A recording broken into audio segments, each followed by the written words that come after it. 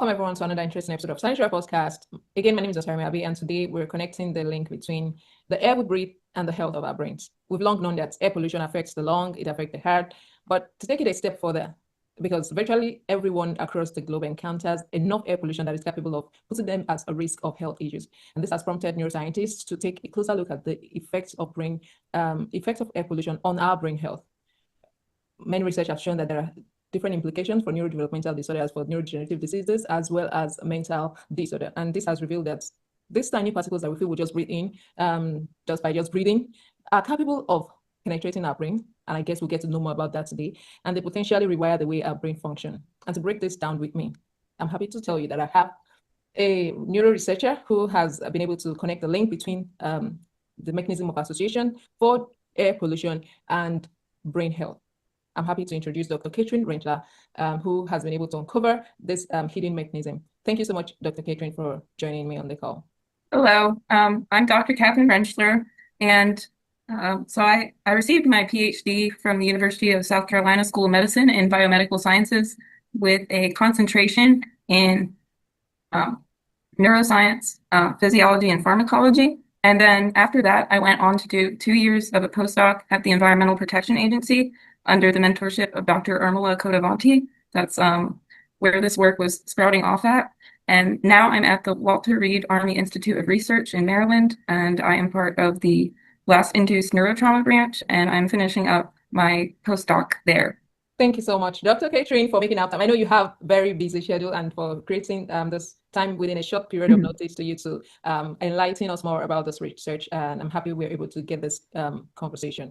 And to start with, I wanted to just walk us through, because we have listeners who might not really be they might not be neuroscientists, and not be pharmacologists. I want you to walk us through what happens when we breathe in polluted air, and how does this thing get to our brain and get to damage our brain cell?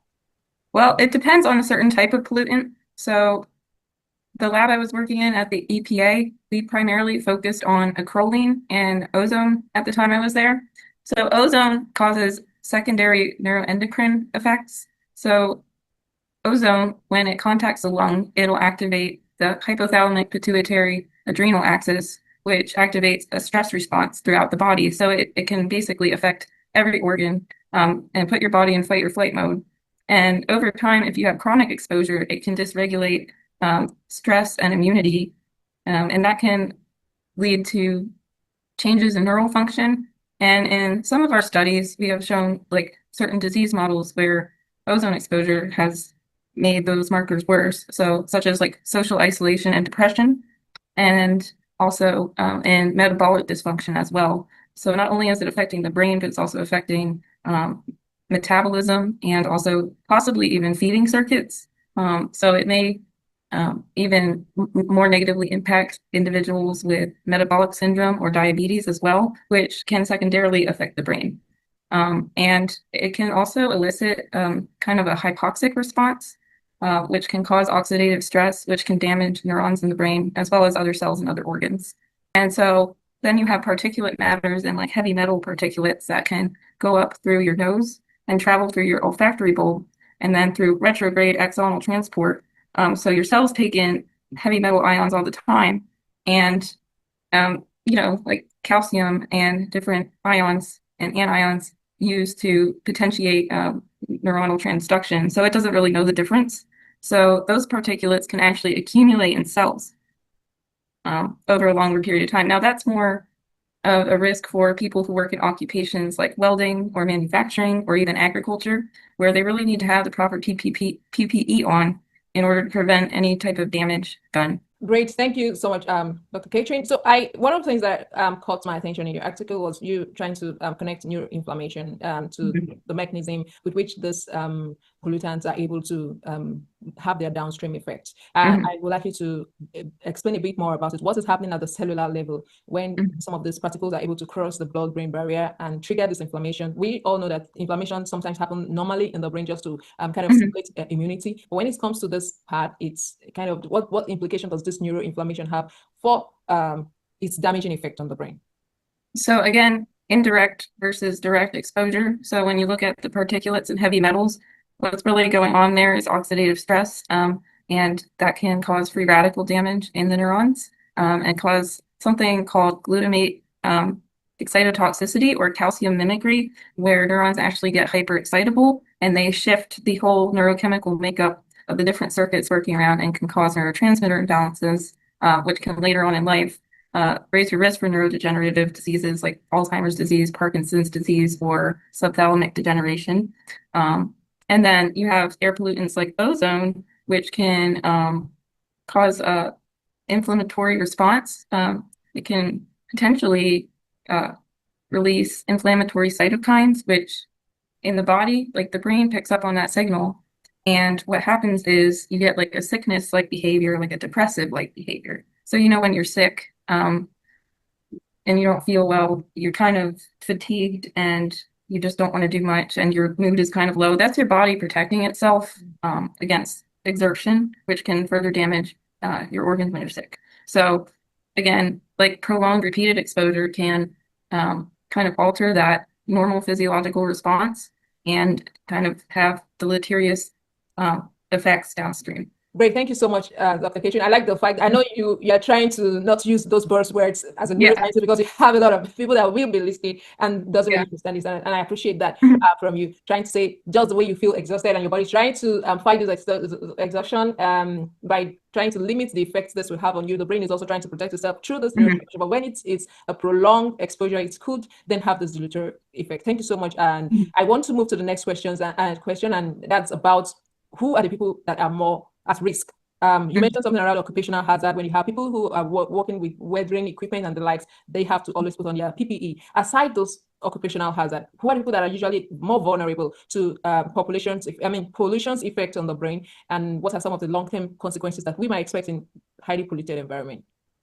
So the elderly, for sure, pregnant women, and fetuses, people with compromised immune systems or even autoimmune disorders and allergy, that's a big one. Certain people with pre-existing neurological conditions or metabolic or endocrine problems, because if ozone can disrupt the HPA axis, it can further lead downstream to thyroid dysfunction, metabolic dysfunction. And if you already have those problems, if the air quality is not good that day, maybe you should stay inside. And then people with epilepsy, if it's really hot out, especially, heat can be a trigger for seizures. And then one of the things I was interested in looking at, and hopefully I can publish these manuscripts within the year, is looking at different neuropharmacological agents like antidepressants and seeing if that would kind of worsen or improve the neuroendocrine response to ozone. And then also patients with psychotic disorders. So my background research and during my PhD was in schizophrenia and other psychotic disorders. And a lot of patients with schizophrenia, especially ones with a lot of negative symptoms, they like to smoke because it helps them stay awake. When they have negative symptoms, they might feel very lethargic. They might have more fragmented sleep. And so nicotine actually makes them more aware. Nicotine is actually a cognitive enhancer. But if they're a nicotine user, they might want to switch to the gum or some kind of alternative, because there's actually some published articles that correlated increased ozone levels with elevated emergency room incidence of patients with psychiatric disorders. So the homeless might even be a vulnerable population as well, just because they don't have access to indoor facilities some of the time, especially if they don't have a shelter. And they also don't have access to adequate medical care. Wow, great. Thank you so much for that. And just to reiterate your point, you mentioned something around homeless people, people elderly, and people who already have some underlying issues. Thank you for that. And also people who, pregnant women, just as you mentioned around things that has to do with the HPA axis, as that has to also has a lot of connection with the metabolic system too. Just to take you a bit further, are these effects vulnerable? I mean, are they reversible? I mean, when we have in your article, you touched on some immediate effect and as well as some long-term consequences. Are some of this effect reversible? Can they come back to normal, maybe after the effect on the brain cell? So in a normal healthy person, if you have acute ozone exposure, your stress response will get activated, but it'll come back down. When the exposure is repeated and it's chronic and every day, you might adapt to it for a while, but eventually it's going to make you sick. Now, in the case of particulates, it depends on the level of exposure too. So, as an occupational health hazard, there are clinical case reports of like welders, for example, who did not have adequate ventilation in their working space, and they developed manganese deposition in their basal ganglia. And then they started exhibiting psychotic symptoms, were misdiagnosed with schizophrenia. Their symptoms did not improve, and then they required a chelation agent. So in that case, if you were to have something that severe and catch on, you would really need a really good physician to be able to differentiate between that and, a typical genetic case of a psychiatric disorder. So that's why it's always important to look at location and occupational exposure when you have cases like that. But a lot of times we go through life and we don't even realize what we're breathing in. And then, yeah, in old age, it might catch up to you. And, it's a cumulative effect. So for the long-term consequences, if I'm correct, for the prolonged exposure, the reversibility is dicey. You can't say for sure if some of those effects will still be reversible or not, if I got you correctly. Yeah. And it also depends on the person and their different lifestyle factors as well. So if a person eats healthy and exercises, and they can initiate what is called a cellular process called autophagy, which helps like your body cleanse of toxins, and helps degrade cellular debris. And also sleep is very important. So every time you sleep, you have what's called the glymphatic system in your brain, which is like part of the cerebral spinal fluid, and it takes like the waste from your cells and clears it out and releases it back into your bloodstream for your kidneys to filter out. And to mention, like individuals with kidney disease might be at risk for some of these neural health effects of air pollution as well. So, wow. So people with kidney disease should be more careful with what they breathe in, as well as all this other class of people that you mentioned. Just as you said, everyone can be a victim. We just have to be sure of what we're taking in. Thank you again, Dr. Katherine. Let me go to this question. I know this is not really part of your research, but I want to enable you to chat something that is translational. When we talk about translational research, we have people that are listening now and want to know, we're talking about ozone and some of this air pollution. Or what are some effective strategies to keep away from the effect of some of those things on the brain? Are there specific indoor air treats that people overlook or that people should pay more attention to, or lifestyle changes? I know you mentioned that in your last response, or you said something around sleep and exercise, just to reiterate a bit more on it and some of the things that could prevent pollution-induced brain damage. Go ahead, please. So I'm going to point to occupational exposure again, and then also being aware of like any allergens you might have that can also like aggravate the inflammatory response. I would also say that if you want to go outside and the air quality is bad, like let's say you want to take your family out on the town for like lunch and shopping, maybe instead pack a picnic and go to like a more rural area where there's trees, and because the trees help filter the air, and the air quality is better out in the country, and just kind of taking the nature. Another thing you could do is potentially wear a respirator, but those only work so well. And yeah, just be mindful of like where you live, and possibly, I mean, there's also indoor air pollution, right? So making sure your filters are up to date, possibly getting like an additional air filter. Those are things that can all mitigate your risk for developing air pollution exposure induced illness. Paying close attention to some of those things that you mentioned is really very important. And I like the fact that you point our attention to the indoor air, because sometimes we forget sometimes. And there are people who don't even have this air filter in our house. For example, we have countries where there is nothing like that. We just have maybe a net and windows. We just go in and out. Paying close attention to what gets in also matter. And thank you for me. I would also like to mention with the acrolein thing, replacing like your pots and pans regularly. Like if like the nonstick coating is starting to come off, that can release like toxins into the air whenever you start cooking.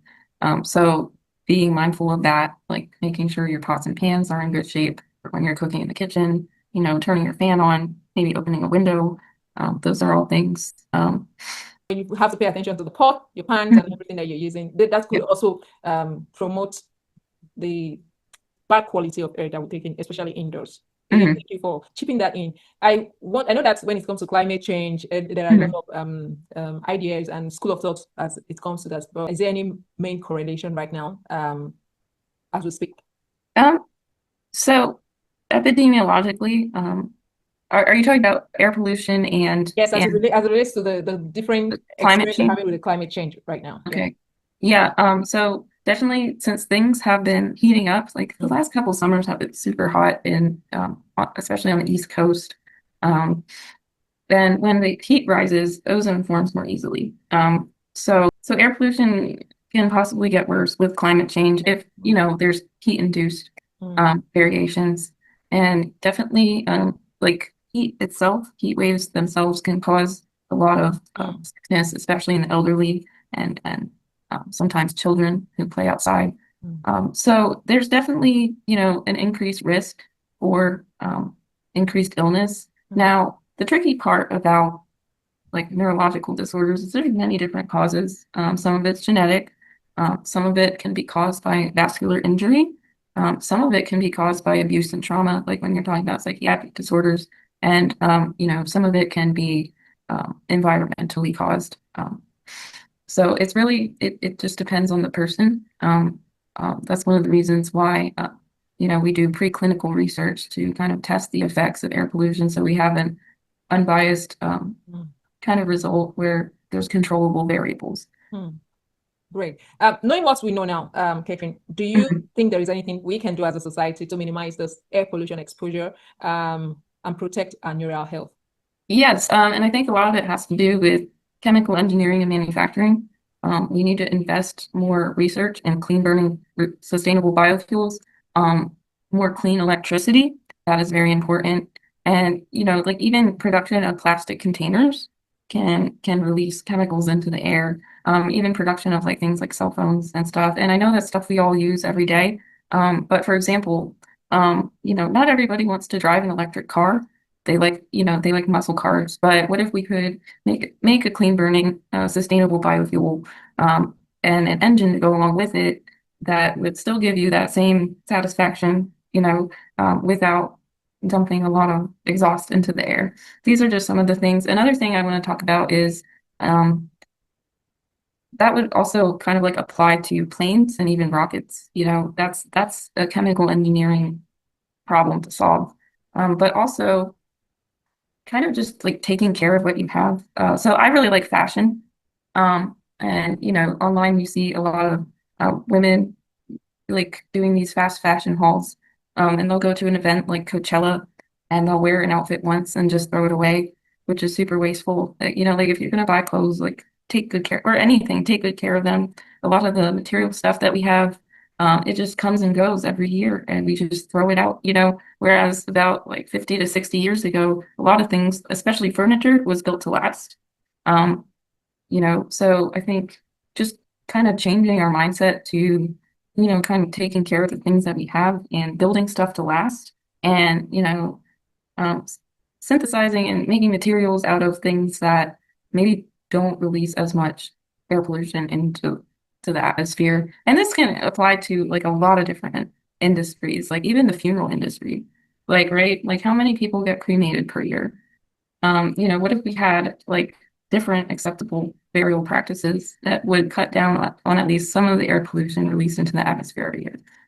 So that's what we could do as a society, I think. Great. That's a lot. I was just trying to catch up some of those things, and I'm sure I picked the part of being conservative, try to maintain what you have, so we have less of waste and be more prone to or geared towards recycling more materials or use material. Industry should also geared towards recyclable materials. I want to continue to ask questions, but I see that time is fast spent. So I want to ask this last question, as you give your wrap-up message, given that we know what we have known now about air pollution's impact on our brain, and I want you to give one single message that you will want everyone listening today to take away as a neuroscience researcher who has been able to connect these dots between air pollution and our brain effect, especially people who are in the developing world who may not be paying much attention to some of these things, just as you mentioned, and are becoming victim by the day. What will you implement as a person now, if you have opportunity to make, maybe formulate policy or tell people what they should change as to protecting the brain health of our population? Again, for me, it goes back to engineering controls, because that's where most of the environmental pollution is coming from. So, biofuels, different, industrial waste products, really being like innovative when it comes to, designing other things that can be used to fuel those processes that, wouldn't cause as much harm to the atmosphere. So that's what, like if I would make a policy, I would invest grant funding into those types of things.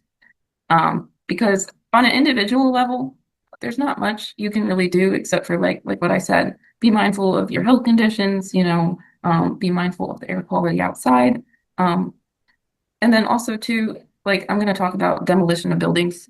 Mhm. Um, you know, figuring out a way that doesn't like involve fire or, even like dust particles for demolition. They can cause, disruption to the air quality in the city, right? Mhm. So figuring out different ways to kind of do those necessary things sometimes without, causing so much pollution in the air. So, researching that because on an individual level, there's really not much you can do. Now, as far as people like smoking and stuff, I would say, you know, different alternatives that don't hurt the lungs, if you really like it. Um, you know, and just being considerate of your neighbor and just, yeah, taking care of your things. But it really has to come from an industrial level, um, for it to really make an impact. Possibly planting more trees might help. Um, but, our population is skyrocketing in certain places, and then other places it's rapidly declining. So who knows what the future holds? But, if I were to make a policy regarding air pollution, it would start with like chemical engineering and manufacturing.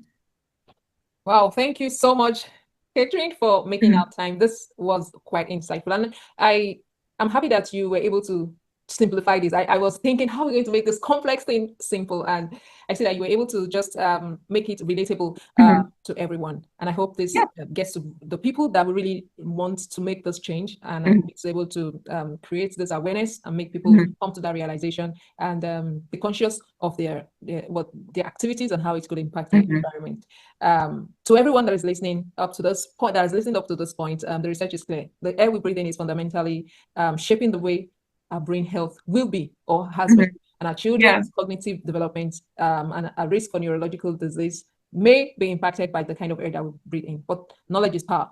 Dr. Kitchen Mhm. has been able to share as much as she can because we have limited time just to create this awareness and make us know that this mechanism are real and we also have to pay attention to it. We can take Mhm. action to protect ourselves and also advocate for cleaner air policies or cleaner environment that safeguards our most vital organ, and that's the brain. And that will be all for today. Thank you so much, everyone, for listening in. And please do well to share this podcast to anyone that you feel might need it, or if you find this insightful, click the like button, subscribe to the channel so that when we have a new video, you can always get to hear about it.